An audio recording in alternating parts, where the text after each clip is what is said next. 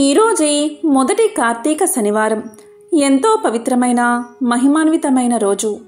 అదేవిధంగా ఈరోజు కార్తీక శుద్ధ పంచమి. దీనిని జ్ఞాన పంచమి, నాగుల పంచమి అని పిలుస్తారు. మరి ఎంతో విశేషమైన పవిత్రమైన ఈరోజు ఈ కథను విన్నా, చదివినా, చెప్పినా, వినిపించినా సకల శుభాలు కలుగుతాయి.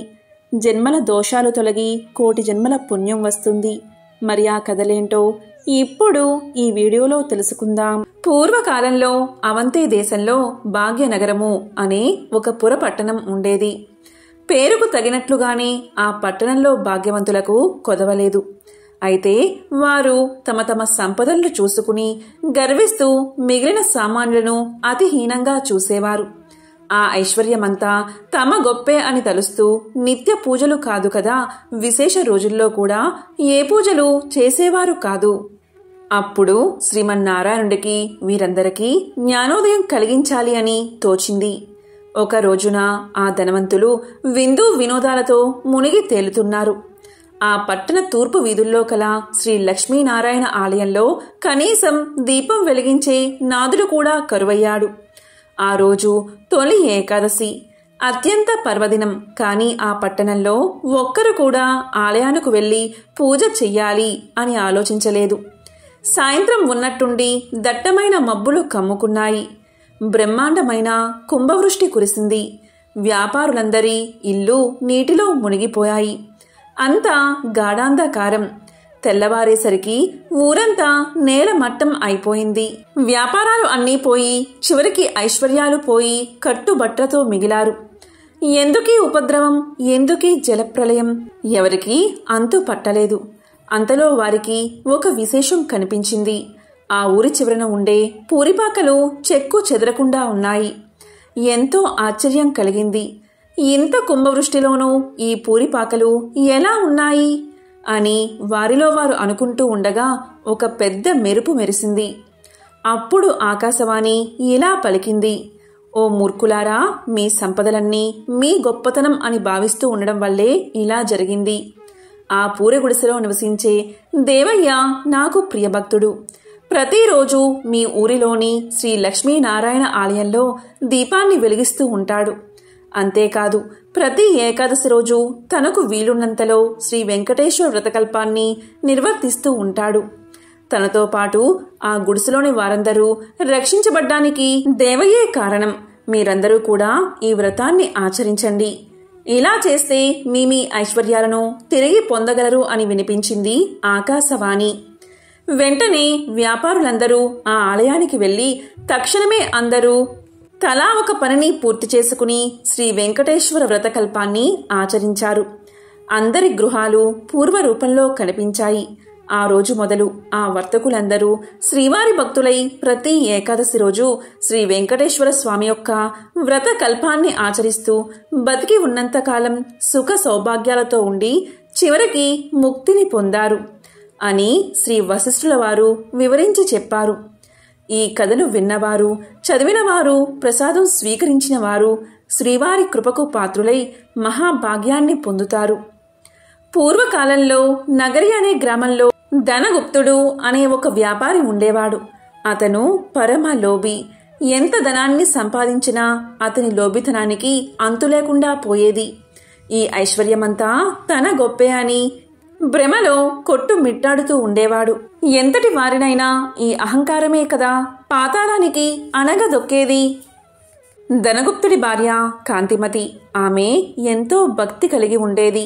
వారికి 3 కుమార్తెలు. చివరి కూతురైన కుమారికి దైవభక్తి ఎక్కువగా ఉండేది. ఎల్లప్పుడూ ఆ శ్రీనివాసుణ్ణి తలుస్తూ ఉండేది. తండ్రికి తెలియకుండా వీలు ఉన్నప్పుడల్లా శ్రీ వెంకటేశ్వర స్వామివారి ఆలయానికి వెళ్లి స్వామిని దర్శించుకుని వస్తూ ఉండేది చిన్న కూతురైన కుమారి. ఆమె ఆలయానికి వెళ్ళినప్పుడల్లా అక్కడ ఇచ్చిన ప్రసాదాన్ని ఇంటికి వచ్చి అందరికీ ఇచ్చినా తండ్రి మాత్రం ఎప్పుడూ తీసుకునేవాడు కాదు. భర్త ప్రవర్తనకు కాంతిమతి ఎంతగానో బాధపడేది. ఒకరోజు కుమారి తన స్నేహితురాలి ఇంట శ్రీ వెంకటేశ్వర స్వామివారి వ్రతం జరుగుతుంది అని తెలుసుకుని వెళ్ళాలి అని అక్కడికి వెళ్తుంది. వ్రతం పూర్తయ్యేసరికి మిట్ట మధ్యాహ్నమయ్యింది. ప్రసాదాన్ని తాను స్వీకరించి కొంచెం పొట్లంగా కట్టుకుని ఇంటికి బయలుదేరింది కుమారి. మార్గమధ్యలోకి వచ్చేసరికి ఎండ తీవ్రత ఎక్కువైంది. ఎక్కడైనా కొంచెం దాహం తీర్చుకుందామని కుమారి అనుకోగానే ఆ పక్క వీధిలోనే తన తండ్రి అంగడి ఉందని కుమారికి గుర్తొచ్చింది. వెంటనే అంగడికి వెళ్లి వ్రతం గురించి తండ్రికి చెప్పకుండా నీళ్లు అడిగి తాకింది. తండ్రి కోపగించుకుంటాడు అనే భయంతో కంగారుగా దాహం తీర్చుకుని వడివడిగా ఇంటిదారి పట్టింది కుమారి. ఈ హడావిడిలో కుమారి ప్రసాదం పొట్లం దుకాణంలోనే మర్చిపోయి ఇంటికి వెళ్ళిపోయింది. ఇంతలో ఆ బజారులో ఒక్కసారిగా అలజడి మొదలైంది. ప్రజలందరూ హాహాకారాలు చేస్తూ గగ్గోలు పెడుతున్నారు. పెద్ద అగ్ని ప్రమాదం సంభవించి ఆ వీధిలోని దుకాణాలన్నీ అగ్నిదేవుడి ప్రతాపానికి ఆహుతి అవ్వడం మొదలుపెట్టాయి. అసలే మెట్ట మధ్యాహ్నం, దానికి తోడు తీవ్రమైన వడగాలి. శరీరం భయంతో కంపించిపోయింది వ్యాపారికి. ఇంకొద్ది క్షణాల్లో తన దుకాణం కూడా బూడిద కావాల్సిందే. ఈ ఆలోచనతో అతని చేతులు వణికిపోతున్నాయి. దుకాణం నుంచి అందరూ బయటకు పరుగులు తీశారు. కాని వ్యాపారి మాత్రం అలాగే ఉండిపోయాడు. దుకాణాన్ని విడిచిపోబుద్ధి కావడం లేదు. అక్కడే ఉంటే తాను కూడా మాడి మసైపోగలడు. ఈ కంగారుతో చేతికి ఏదో పొట్లం తగలగానే ఏ ఆలోచన లేకుండా తీసి నోట్లో వేసుకున్నాడు. అది తీయగా అనిపించింది. అంతేకాదు, వ్యాపారి మనసు కొంచెం స్థిమితపడింది. ప్రశాంతంగా అనిపించింది. అప్పుడే ఒక అద్భుతమైన సంఘటన జరిగింది. మంటలన్నీ ధనగుప్తుడి దుకాణం వద్దకు వచ్చి ఆగిపోయాయి. ఒక్క నిప్పురవ్వ కూడా ధనగుప్తుడి దుకాణాన్ని తాకలేదు. ఏమిటి విచిత్రం, ఏమిటి మాయా? ధనగుప్తుడికి నోట మాట రావడం లేదు.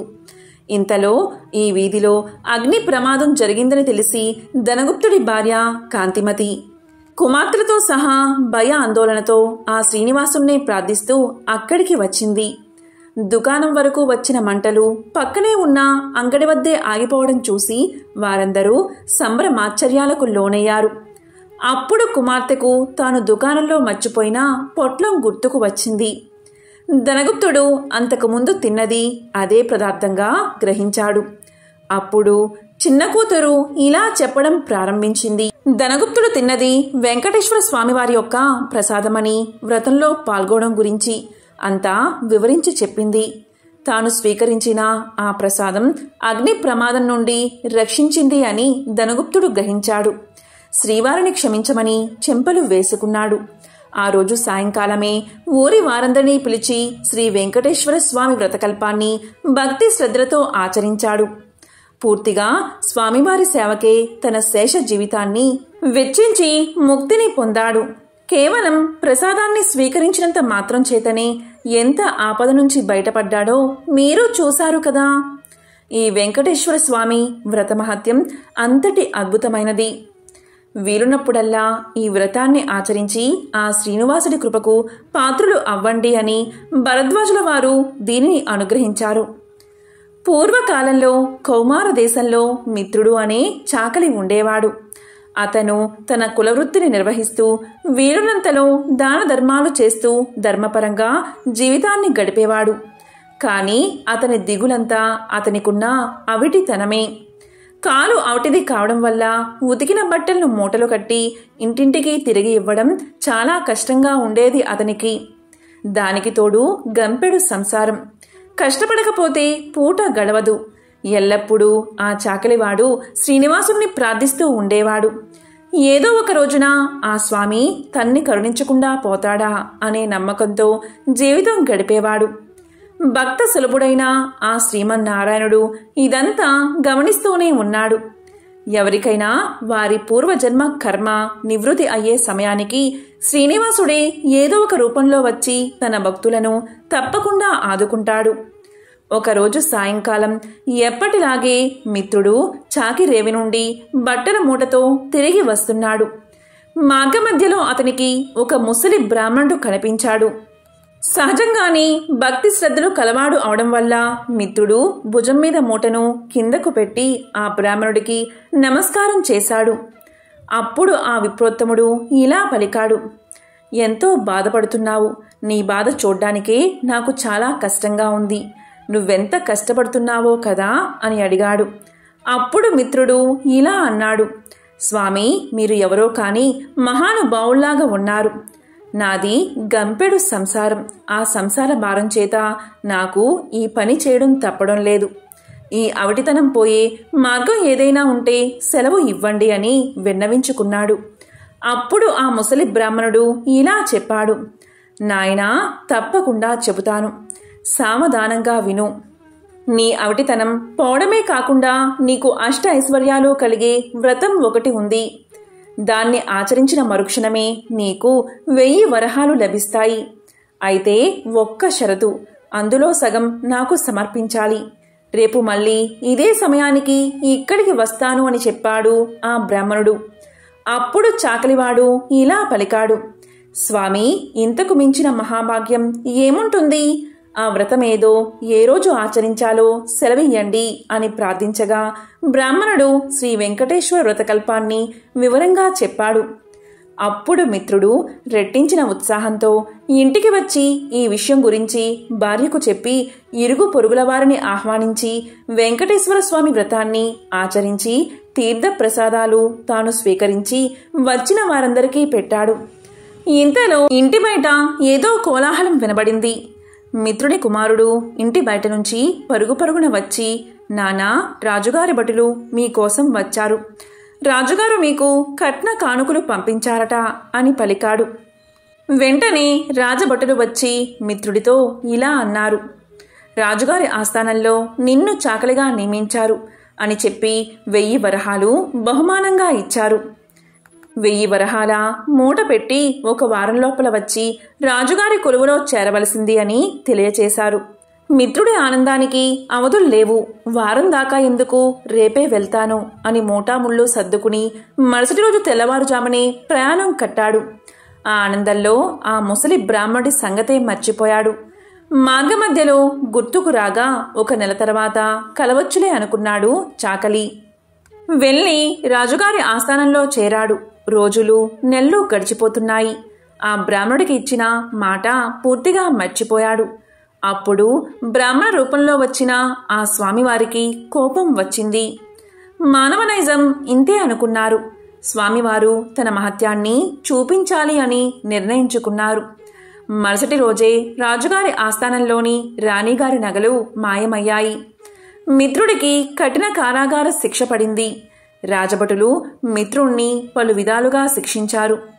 ఎందుకు ఇలా జరిగింది, ఎందుకీ అభాండం తన మీద పడింది అని తలుస్తున్న మిత్రుడికి ఆ రాత్రి స్వామివారు కలలో కనబడి వృద్ధ బ్రాహ్మణి రూపంలో వచ్చింది తనే అని, తనకు ఇచ్చిన మాట నిలబెట్టుకోకపోవడం వల్లే ఇలా జరిగిందని తెలియచేశారు.